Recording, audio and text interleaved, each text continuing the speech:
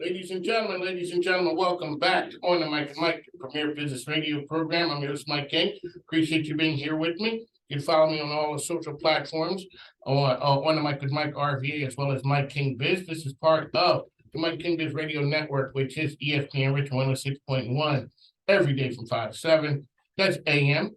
The Choice 105.3 as well as International Business Code Radio. What we do is we highlight the community and showcase RVA in a different way. Now, folks, you know me. I'm not normally the guy who does sports, even though I'm on ESPN. People think that's kind of crazy. But yesterday we were with Samar Lemons. He is the host of Lemon Drop, and he was talking about DeMar regarding his injury.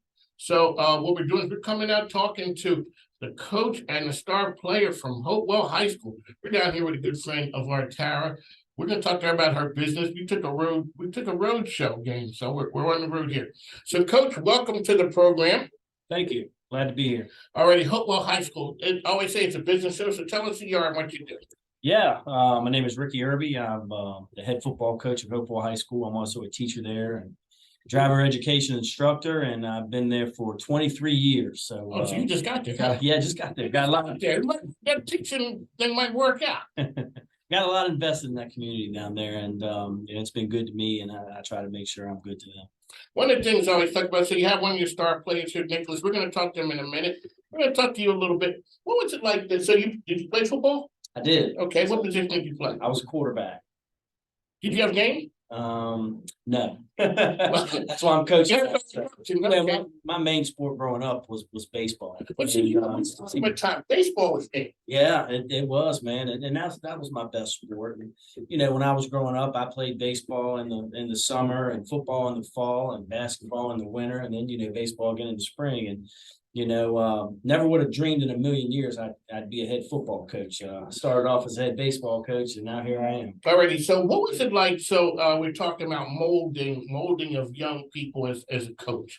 What was it like the first time somebody called? Now you called coaches before. Hey coach, how you doing? What was it like the first time somebody called you coach? It's a big responsibility, to be honest with you. It's you have a big responsibility to help to help mold and shape young people, and that's what always drew me to coaching. Is I love sports and I love young people. So, my job is to really help them learn the life lessons along the way that sports can bring them. And so I always took it as a big responsibility, and it's something that I take a lot of pride in. All righty, Coach, it's always great when we're talking to the people out here molding young people. How are the young folks doing? So, you knew like before the pandemic, we were all going 100 miles an hour, and all of a sudden we sent all the kids home. Everybody goes home. Before, if you stepped off the treadmill, you had a character flaw. You couldn't take it, so man up, pull yourself up by the bootstraps, get back in the fight. Well, the whole world got sent home in timeout. Yeah. And we sent the kids home. How are the kids doing now that they're back and you see them? Is they treat the coach different than they teach other, it's the coach, the PE teacher, and the guidance counselor, kind of like different. Yeah. It's been different. And I think our kids are still recovering from the pandemic. And, I went from seeing my guys every single day to not seeing them at all. And, that was very difficult. And, the mental toll that it took on not only me as a coach and my coaching staff, but our players and our students and our young people. And so, when we come back, it's a lot about the mental health aspect of it that you got to help them recover from, because it was a traumatic event that we went through, and it's like the world was shut down. And so, trying to get everybody back up to speed, and I think we're getting there. We're making progress, but we're not all the way back yet. How did you keep the team together when everybody's at home? Well, we just we communicated through an app that we have called Huddle, and that's all we can do. It's a sports app, where kids can put their highlights, and we load film on, and I can send messages, and we can communicate that way, and that's what we did for the time period that we weren't allowed to meet and be around each other. We had Zoom meetings, things like that, but that's all we could do. Just tell them that how much we care about them, and we'll all get through this together. All righty. So we got the big sexy down, and then Nicholas, welcome to the program. It's good to be here, sir. Thank you. You know what? It's good. All right. So, what position do you play? I played left guard my junior year, center my senior year. Okay. So the center, we always look at the center as the guy, he's down getting ready and he's pointing, telling people what to do. Like, look out for that guy, that guy. That's what you're doing? Yeah, it came with a lot of responsibility because we had a new guy on the team, Wisdom, and we had to tell him where to go a decent amount of times. He was going to do the wrong thing, but later in the season, I didn't have to tell him where to go as much. So over the course of the season, I managed to help him learn while still being able to uphold my job. So is it true that the center is the quarterback of the lineman? That's the Absolutely. center. And that's why we Okay. put him there. Absolutely. In his junior year, he was a great guard for us. Nicholas Sample has one of the highest IQs of the game of football that I've been around. So that's when they talk about a person has a high football IQ. Yeah, he understands not only his assignment, but everybody up front's assignment. He knows everybody's assignment for every play. And if the defense comes out in something different or they're blitzing a guy, he's able to make the calls and the checks. And we want our center to do that because he's the middle of the formation. He can see both sides, and he's able to speak to both sides of the line. And so that was one of the big factors in us moving Nick from guard to center this year, is because we knew that he was smart enough to handle it with his abilities. He would be able to tell everybody where to go, what to do, make any adjustments we need to make. Because sometimes, we practice a play and we practice against a certain defense. When we get into a game, they do something different, or they'll blitz a guy here, or they'll stun a guy here. He was able to see that, pick that up, and before the ball snapped, he's able to make that adjustment so that we have a positive play instead of a negative play. All right, Nicholas, let's talk about the fun stuff in the locker room. How is coach's his speeches? Okay, the pregame speech. How is he? I would say they're fun, but he made it have a tone of seriousness to where we had to make sure that we came out and fired off all cylinders, or else we knew it wasn't going to be a good day for us. Okay, so when it's now, I was in the Army for a long time, so I understand when it's not going to be a good day. Yeah. So now you're fired up, you come out, first half doesn't go exactly like you want. What's coach like when you come back to the locker room then? We would come into the locker room, we would pretty much make our adjustments, and we would go ahead and talk about what we could do better, and he would just have us improve upon those as the game went on. I wasn't a big no, sometimes yes. But a lot of times at halftime, and I think Hopewell's known for this, our halftime adjustments. We do a great job. And first off, I have a great coaching staff. And so what's the hardware, man? How are you gonna roll up in here without talk about what you got on your hand? This is our state championship ring from 2019. And so we had one from 2017 and 2019. This is the 2019 ring where we won a state championship and went 15-0 and had a good football team. I guess you did have a good football team when you go 15-0. Yeah. So when you're a coach and all of a sudden you think you got something, couple of games in, okay, we're rolling. When did you know you had that special team? From this group? Yeah. The thing is, I always want to prepare the same every week, no matter who we're playing. I don't want guys to look ahead of game. So it was always our motto that year was one game at a time. Let's go 1-0 this week. So we would go 1-0, then the next week we'd go 1-0. And we knew we had a talented football team, but when you're coaching and when you're so immersed into what you're doing, you don't think about things like that. You think about, okay, this is the team we're playing this week. This is how we can attack them. This is what we need to do on defense. And then you game plan and you prepare the same every week. And then when that week's over, you go to the next team, and then you go to the next team. So I felt like no matter who we were playing or, whatever the competition was, we were going to prepare the same. And that's the mindset I wanted our kids to have. I didn't want them to look ahead to the next game or, hey, we got a good team. Because then you can get big-headed and other teams can beat you that maybe shouldn't beat you. Okay. So that was our philosophy, is we want to go 1-0 every week. And if we can do that 15 times, you're 15-0. We'll get a ring. You're 15-0. All right. So Nicholas, what's the game with the rivalry game with Hopewell? I would say it's between Petersburg and Thomasdale are our two biggest rivals. In Petersburg and Thomasdale. Who's the tougher one most of the time? Thomasdale, Which one do you know more of the kids from? Petersburg. Okay, all right. So let's talk about the Peters. So what happens? You guys, if you beat them, what do you guys walk around with your chest stuck out like, yeah, we got you guys? Well, we beat them about 14 straight times. It's not much of a rivalry. Okay, It's a rivalry because a lot of the kids know each other. They played against each other growing up, and in other sports where towns are pretty much next to each other. So the last time we lost to them, I think, was 2010. so little kids in 2000. Yeah, and but I will tell you though, they have a great coaching staff over there, and they almost got us this year. Okay, That was a good ball game we had with them. how about Thomasdale? They're good. They're a really good football team. They're a Division VI school, so they got a lot more kids than we What's got. the name? So Deion Fox yesterday was explaining that to me. Just because the school is big, he said, even though for like George Witt, he said they're not a big school because they don't have a lot of kids. Enrollment. It's all about it, how many kids you have in your school. So what level school is Hopewell? We're 3. Okay. So we're And 6 is what are the big 6 is a big school. 6 is a big The school. biggest is 6, and then it goes 5, 4, 3, 2, 1. What is a big school in this area? Thomasdale, Manchester. Okay, those are big schools. They're Division VI schools, and then you have Highland Springs as a D5, and some schools like that. Highland Springs will move up to D6 next year. All righty, so we're talking with the talented folks from Hopewell High School. So a lot of times people hear a lot of the stuff that goes on in Hopewell, not some great news or whatever. Let's talk about the great things happening in Hopewell. I mean, because there's some, I always talk to people about coming to Hopewell and see there's some great things happening. Oh, absolutely.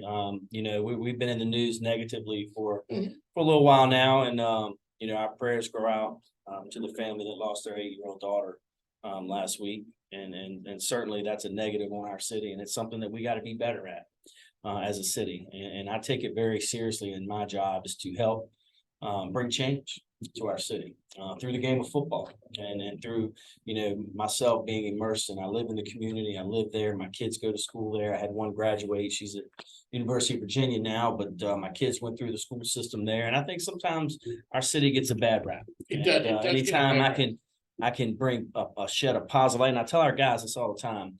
Anytime we can shed a positive light on our city through the game of football, then that's a lot. We have a young man named Travion Henderson, who's a starting running back at Ohio State right now. When he played for us in the 2019 team, he was the #1 running back in the country. And so that's an example of a positive. We had a young man just last week or a few weeks back signed with the University of Buffalo to go play quarterback. He's going to graduate early, and he's going to enroll in Buffalo in January. So we got a lot of positives going on through our program. Nick Sample, he's going to be a college football player. Not sure where we're going to go, where he's going to go yet, but with his attitude, his work ethic, his skill set, his size, he's going to be someone. He's rather big. So Nick, how big are you? How tall are you? I'm 6'5". He's 6'5". And how much do you weigh? 306. 306. Okay, so had you ever played other sports? I tried soccer when I was maybe 6. That didn't go well. And I recently picked up basketball as like a side hobby. Okay. So you always play. So when you see him, what's the difference between an offensive lineman and a defensive lineman? Well, usually our defensive linemen, they're a little slender, a little smaller, not quite as big as Nick. They have that quick twitch muscle that you want to look for, you want to see. And Nick ended up playing defense this year a lot more than we thought he was going to play, and did an outstanding job at it. But that's what we're looking for on the defensive side of the ball is long arms, quick twitch muscles that can get inside of gaps and defeat the offensive lineman. And I'm a defensive coach, so I don't mess with the offensive guys. I let them do their thing. And I've always been told as a coach and as a leader that the best leaders hire great people and you let them do their job. So I've been very fortunate to have a staff that's been together for a really long time, and I give them a lot of say in our program and what we do, and they've managed to stick around for a while. So you come from the defensive side of the ball. I did. I switched over from offense to defense in 2012. I was an offensive coach. I actually coached the offensive line when I was an assistant coach, and then in 2010 I became the head coach at Hopewell High School, and first 2 years, I ran the offense. Then I moved over to the defensive side of the ball where, that's kind of how it's done and how I've been and been very blessed to have great players. There you go. On the Mike King here. This is part of Mike King Biz Radio Network. We're talking about esteemed folks from the Hopewell High School. They're talking football here. Coach, when we talk about culture, and I always talk about whether it's in business, culture, talking about guys doing the right thing, how does the coach, or whether it's a business leader or coach, set the right culture? Because we can see it. And, now I'm a big Andy Reid guy, being from Philly. There's mad love for him, Doug Peterson, and the whole crew. That's right. So how do you take a team like Doug Peterson goes there and changes the culture overnight, seemingly? How do you do that, and why is that so important? Well, I mean, culture is everything. The back of our shirts next year is going to say culture over everything, because that's if you don't have a positive winning culture in your program, it's hard to get that. It's easy to have a negative and a losing culture, but it's hard to turn around a culture. And we've got this thing rolling pretty good right now, and we want to keep it rolling. But our motto is what we call the CLAW. Okay, talk. It's CLAW.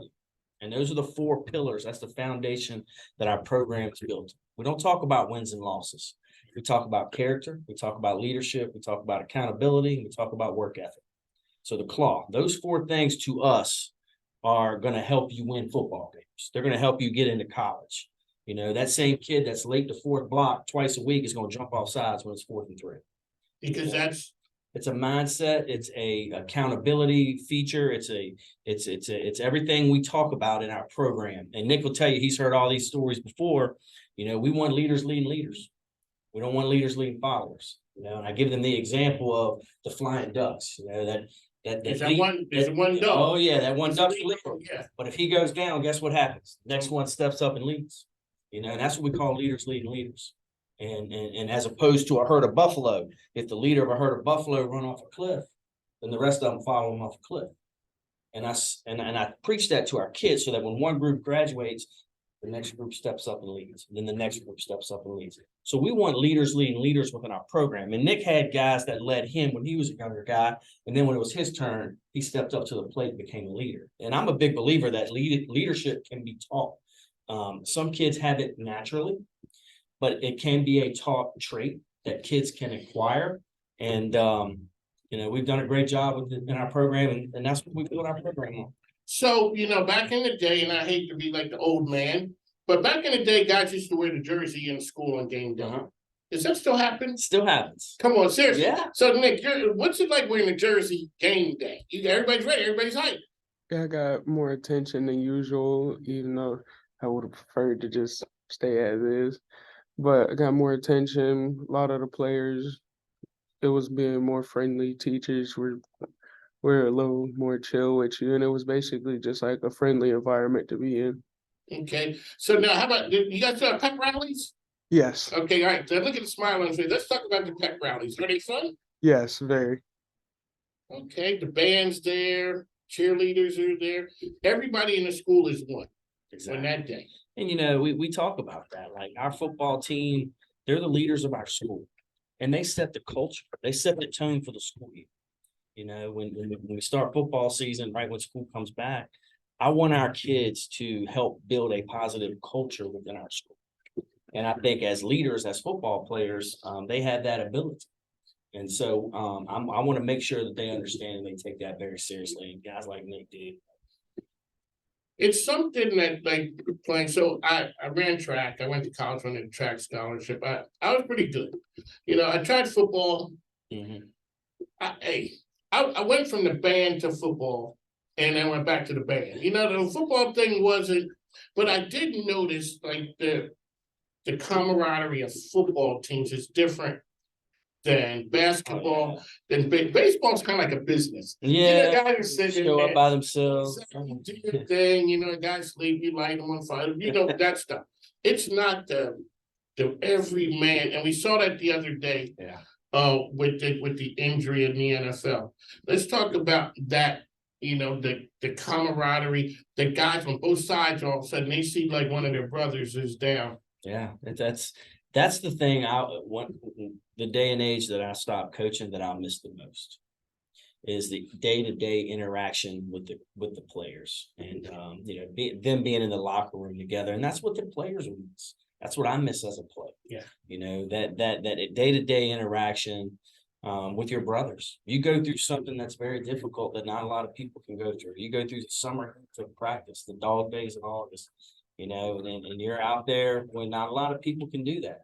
And so you build a bond with those players. And I tell all of them, as soon as you join our football team, it's going to be one of the hardest things you've ever done. It's going to be the most rewarding thing you've ever done. When you're done, so even when I was in the Army, you go and and for people that I can't stand and I can't stand this place. Then when you leave, you know what you start saying? Man, when I was back there, I wonder what happened to Jonesy. Yeah. Because you're living in the moment, and all of a sudden, one of the videos I always watch is The Boys of Fall.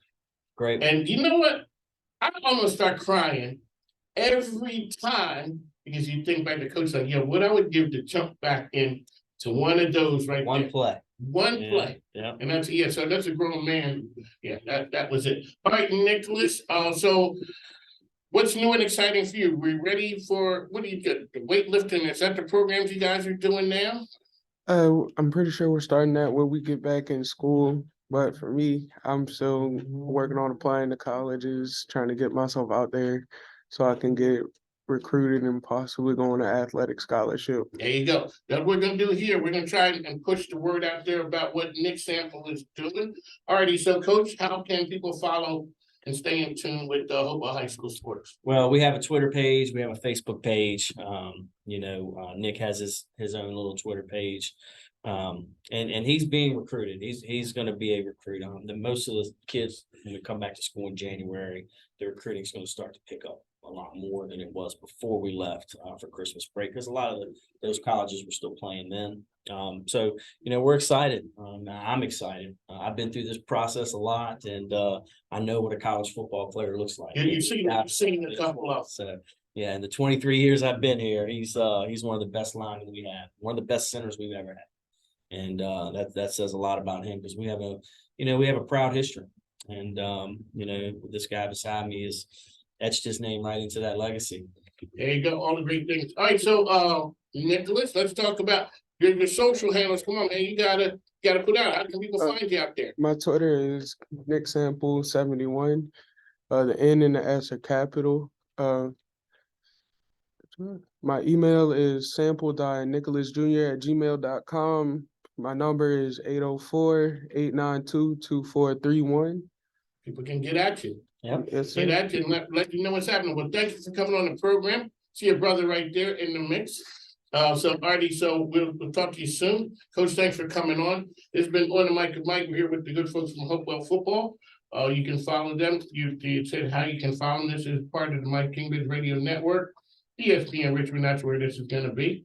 So you're listening to Mike King. We'll talk to you soon. Thanks now.